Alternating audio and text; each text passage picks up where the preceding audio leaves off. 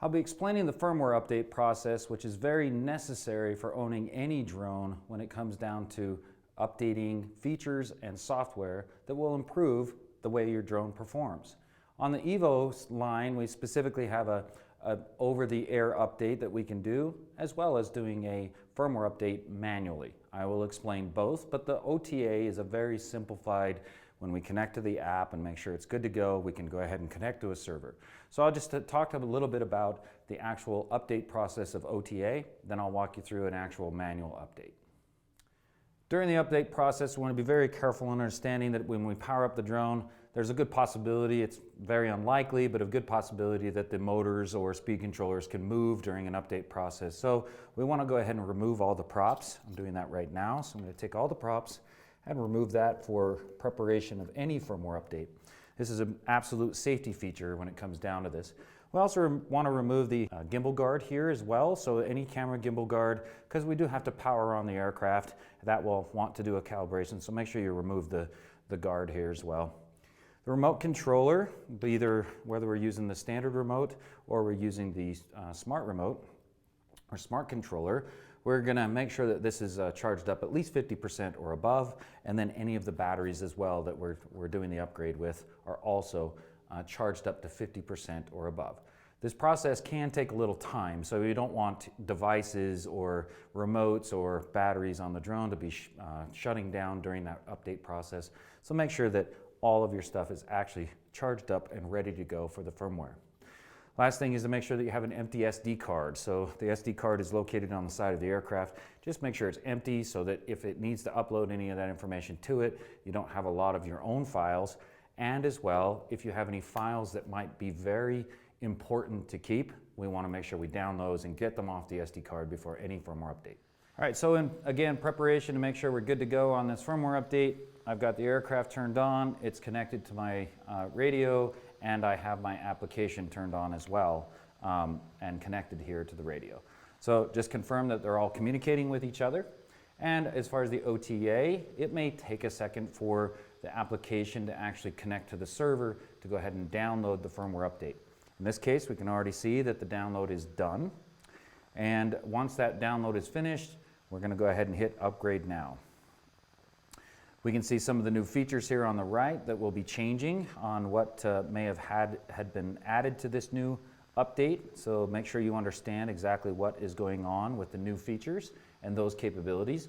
And please note that in some cases with a brand new app, you may have buttons that have now been moved or relocated or functions that may exist or not exist anymore. So just keep in mind that after any firmware update, there's a possibility that it may change your even workflow. So we want to go ahead and get it out there after doing an update and test it. Make sure that you understand these new features or new capabilities that are ready to go. So we're going to go ahead and jump on here. This is the firmware versions 2.7.2.5. We're going to go ahead and hit Start Uploading.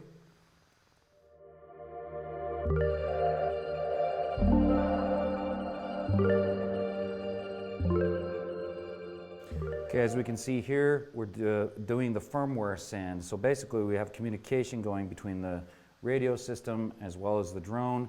We don't want to impede this connection by turning anything off or anything like that. So be patient, wait for the download to actually happen. And on the screen of the remote, we can also see that it's giving us a status of percentage as well. So let's go ahead and be patient, wait for just a second, and then we'll follow up with what we should be expecting on a restart. As we can see here, the firmware is successfully uploaded. Again, now that's the download to the remote. Now we're actually going to do the firmware update and it has to confirm. So we're going to go ahead and click OK here. And on the remote, just don't power everything down. On the remote, we still have a status. The upgrade of the firmware is happening. So we have a download process, we have then an upload to the drone, and then a firmware update that's actually happening. So please, again, be patient through this process and we'll continue on. Okay, we can see the upgrade is successful. I'm going to go ahead and just restart everything. So this includes my application, we're going to restart that, my remote, restart that, and as well as the aircraft. After that, we want to just verify that everything's communicating and talking to each other, that we have video feed and telemetry coming in on our app, but that's exactly how to do an OTA update. All right, so what we're going to discuss here is the manual update. Now, one of the neat features about Autel is that you can always download firmware updates from the website, not connecting the smart remote or your device into the internet and doing these updates manually. So just keep in mind that we are going to be using the Autel EVO Enterprise for this portion, which is slightly different. However, the idea is exactly the same. Again, we're going to go to the website to tell you where to get that. Then upload this to a drive, so you'll want to have a SD card or a thumb drive in this case for the EVO Enterprise.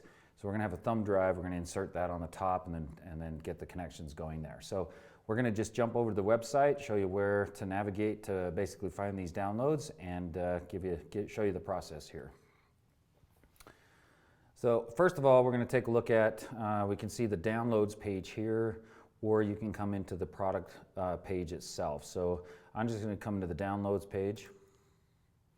We'll click on that and we can see that we have Autel Sky or we have the Autel Explorer on the first page. But since I am actually doing the Enterprise, I'm going to click on Enterprise Products here. We're going to find the Enterprise, and again, just so that you kind of get an idea that there's a number of different products here, just make sure you're doing the correct one. So we're going to click on the Enterprise, and from these downloads I have an iOS Explorer app, Google Play, Android APK, and the V2 Smart Controller. So that's what we have here is the V2 Smart Controller on the Enterprise. We're going to go ahead and hit download. We can see the APK here is downloading up at the top. And then we're going to just go ahead and go to this folder and upload that into our flash drive. All right, let's go ahead and install our USB stick or flash drive. We can see right when the unit pops up, we can click on the drive itself. We're going to go ahead and click on the tablet APK file here, so just that file. It's going to look at the app and wait to make sure that we get it downloaded. So we're going to go ahead and install this over the top of our other, so it does say that if there's any information like any other app, it could remove a lot of that. So we'll go ahead and hit the install and wait for this to install. Okay, once we have the Autel Explorer app installed, we're just going to hit the open, and we'll open that. Select your aircraft, EVO 2. This is a brand new, like I said, fresh brand new install that we're doing here. So you may not see these identical screens, just an FYI. So let me just get out of that. But what we want to take a look at is verifying this actual app. So if we come into the camera, I'll get out of this as well. Just kind of breeze past these. We're going to click here and make sure that the actual, what the app is. So we're going to come down here to General, then to About, and we can see the app version up here on the top. We just want to verify that that is the app version in which we installed. So once the app is done, let's go ahead and talk about actual firmware to the aircraft. All right, for the firmware section here, we're going to go ahead and jump on the computer. Back on the computer, we have another file to download. Sometimes in the APK, again, on the actual application file, since we're not using the internet to then get the firmware, we need to go back to the website and get the actual firmware for the aircraft. This is good for any of the EVO line, the Dragonfish, everything else. We can download these, get these files and put them on.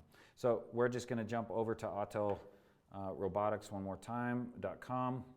We want to make sure that we have the correct firmware here for the aircraft and as well as for the EVO 2 Enterprise in this case. So I'm going to go ahead and download that. Once we get the download going, we can see this is actually a zip file that is being generated. I'm going to take that file after it's downloaded and move it over to my micro SD card. So from here, I'm going to take my actual reader, put it in my computer, download this file over to my micro SD. Then I'm going to take the micro SD and insert that on the side of the craft here. We can see that right here on the side of the craft, and then power it up with the device turned on. So from there, we will be prompted to walk through the firmware update and actually make sure that it is got the firmware update and installed well. As always, as some of the warnings here on any OTA and as well as any manual update, Anytime you do an update, firmware or app, there are again things that have changed in the app. There might be flight features that are now not available. So please remember that you need to go out and flight test these before you put them out in service. That's like any aircraft that's out there on the market today. So make sure that after any firmware update, go fly it, see what has changed. It might even change full-on SOPs that you have written because of new features and new capabilities that are now available on those updates. Finally, what we want to just discuss is where to find the resources. Again, you can go to autelrobotics.com to learn a little bit more about your craft, and as well as updating any of the firmware as we've done today. If you have any other questions on there, please email us, get a hold of customer service, and let us know if you're struggling or having issues with this process or procedure. Thanks again for joining me on this training video today.